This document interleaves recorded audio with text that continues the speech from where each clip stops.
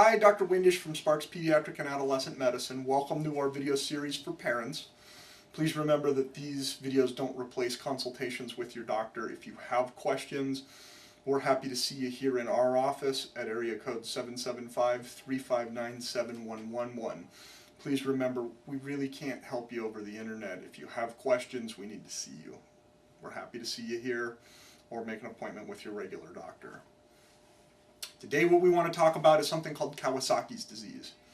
Kawasaki's disease is a not rare disorder that we see in children, usually 18 to 36 months.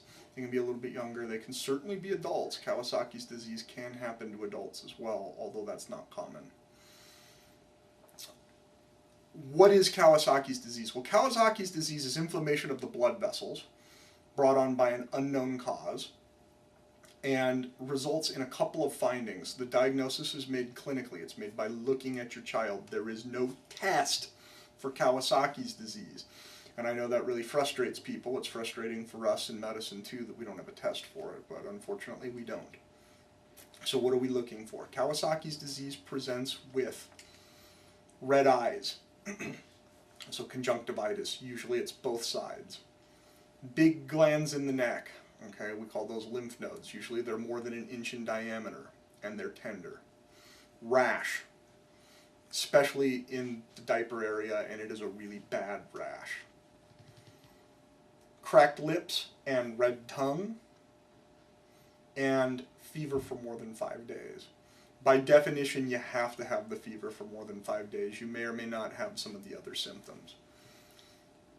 With this disease, the children are sick. So if all they have is rash, red eyes, and they're running around playing, they don't have Kawasaki's disease. Kids with Kawasaki's disease are screaming like they're dying.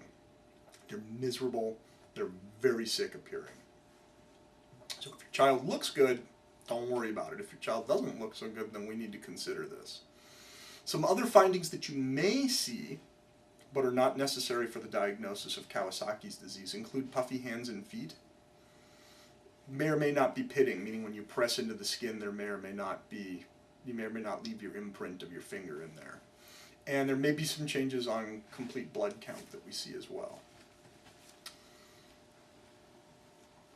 This disease affects all of the blood vessels, including the ones in and around the heart. And so there may be some changes on ultrasound of the heart that we can see, in particular aneurysms of the coronary arteries, the arteries that feed the heart. The goal with treatment is to prevent those changes from occurring. So our hope is we're not going to see those on ultrasound. Our hope is that we're going to catch this before those changes happen and fix the problem.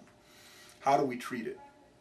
Well, we treat it with a drug called intravenous immune globulin that's given in large doses once a day.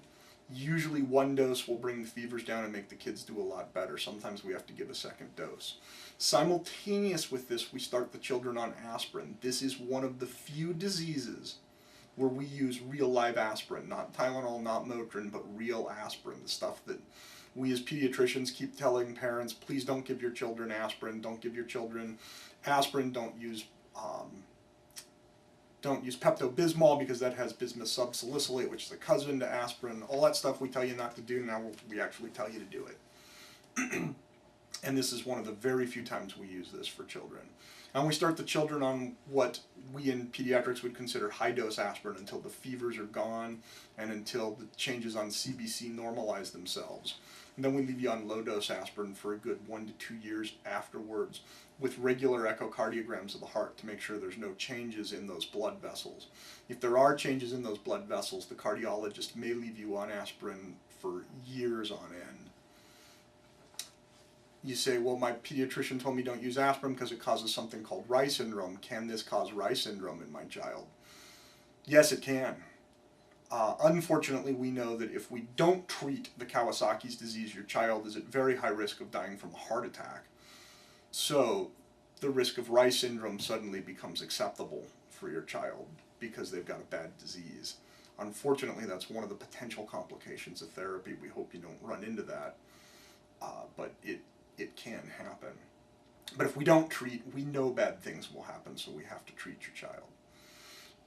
In very rare cases, the kids don't respond to intravenous immune globulin, and up until recently, we tried any of a number of things to help, none of which worked real well. We tried high-dose steroids, we tried high-dose steroids plus IVIG, we tried changing the IVIG to something called Winro, all of which worked okay to a point.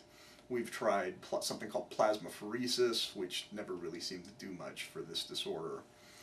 However, there are a new class of drugs on the market called tumor necrosis factor alpha inhibitors. In particular, one of the brand names is something called Remicade, and that has recently been shown to be of value in children who do not respond to IVIG.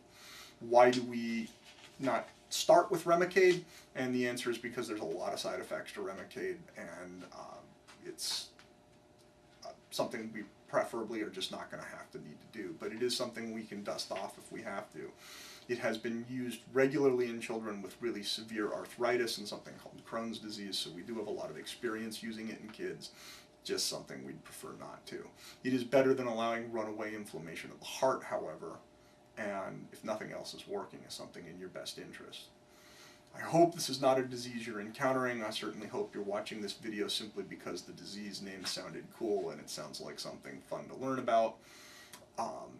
However, it does happen, and if this disease is happening to you, or if you're concerned your child has it, please make an appointment with somebody and get seen.